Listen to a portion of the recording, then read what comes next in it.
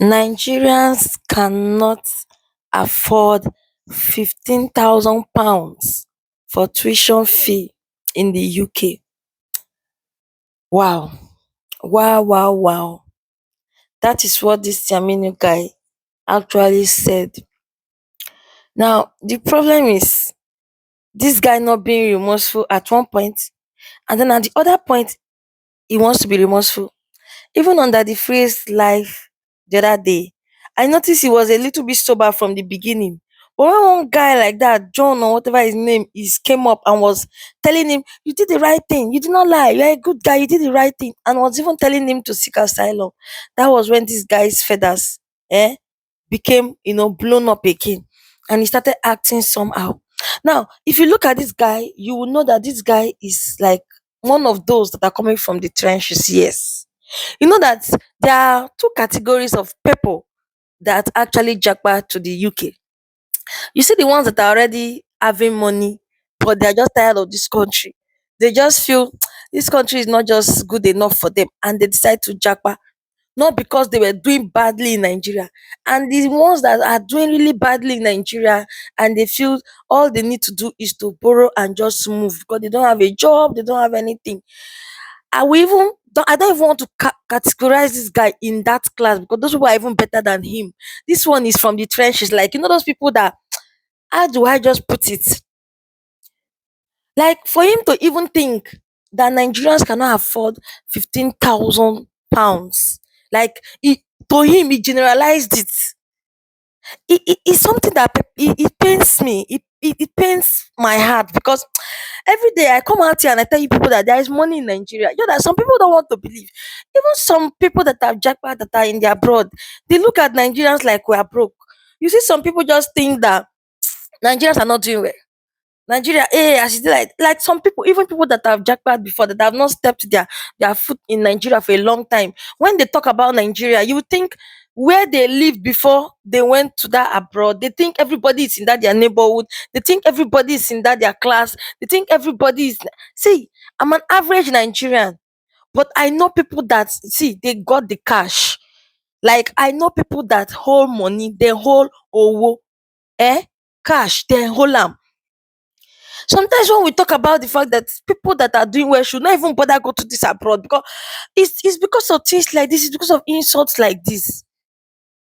I come here, I talk about why people relocate. It's because sometimes people are just tired. It could be insecurity. Some people just left because of electricity. They be like, I mean, why am I burning my gen all the time? Let me just go to where I'll be having this, free, steady power supply.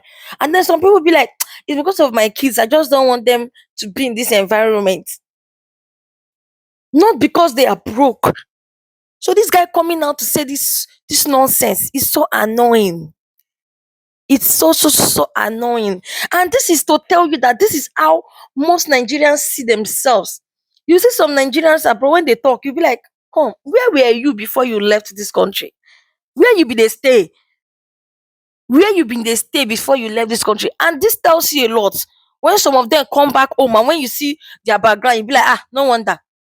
No wonder now, no wonder when they are abroad, the way they talk down on Nigeria. And I keep saying this, we should stop talking down on our country too much. I'm not saying don't say your country is bad. No, see the country, yes, we know. Now the leaders now they bad, but this country, if you compare this our Nigeria to other African countries, we are still better. Oh. Even with the way we are suffering under the government, but Nigerians are so industrious. You need to see, you see those that have a 9 to 5 job. They are very skilled in their jobs. Like they well educated. They know what they are doing. You want to talk about our professionals? Why is it that when they go out, they do so well? Why is it that Nigerian students, when they go and do masters abroad, inside their class, the Nigerians are the best? Why? Have you not asked yourself, oh, do you want to come to business? Nigerians go to different countries and they excel. Or you want to talk about even the Nigerian businessmen? Do you know how much people owe? Is it because people don't show you their account balance, or people don't have to act the way they are? Or when people are investing in something, they don't come out here and say, oh, I'm investing in such thing, I'm investing in such thing. Not everybody is social media oriented. Like not everybody loves to come out on social media and make content with what they have achieved, what they've bought. Come on. And again, this, even if it's people that, as according to him, that some people they sold properties to come. Not be person will get property, they sell them. For somebody to sell his properties worth 15,000, 20,000 pounds, 23,000 pounds to go and study abroad. Not be person will get property, they sell them. The Oyibo where they there, they get property. Some of the Oyibo you go there to meet, that you are licking their feet as if their life is so perfect. Do they have properties? Some of them, when you go, they don't even have if they don't even have one room to themselves, like they cannot even afford it to buy. But you had a whole duplex or a whole bungalow, yeah, you sold it. You think some of these white men that you will see, they have that 15,000 pounds, 17,000 pounds that you just waste and carry to that place? It's because of our mentality, our attitude, that makes, the way we talk down on Nigeria. I keep saying it, because you came from the lower grade of Nigeria and then you went abroad, doesn't mean that you will just come to your channel. Hey, Nigerians are suffering. Oh, hey, if you go to that country, they are suffering. Oh, people cannot. No, if you want to say it, fine, but say the good part too. Say the good part too. I live in Nigeria. Eh? I don't have money. I'm not a millionaire, but I know millionaires around me. I know. They don't need to come out here and tell you how much they make. I don't need to come and be calling names of friends I know around us. Come on now. Going out to say Nigerians are broke. It's same thing that made that BBC guy told Dr. Emeka that Nigerians are poor. Him that is calling the Nigerians poor. He can stand some Nigerians when it comes to money. See, one thing people should know is that before a Nigerian will sell his properties and be going, na person will get property, they sell them. And then some of you borrowed money to do this your jackpot thing, which I cannot blame you. And that is why I'm angry at this guy for going to, throw all of you under the bus. Because whether we like it or not, some people could afford it on a normal grounds. Some people they saved up for it, while some people they borrowed. So we understand. We get some people actually took loans to travel. But we should stop this thing bringing down our country. It pains me. I don't know. I'm the only one that this thing pains so badly. You see Nigerians in diaspora, when they want to talk, the way they will talk down on Nigeria, you almost think that we are living on trees, like we are monkeys. Sometimes I say that when you are talking, don't talk based on where you are coming from. Oh. Do not talk based on where you are coming from. Just the way those whites, those people in the UK, US, just the way they both have the rich, the average, and the poor.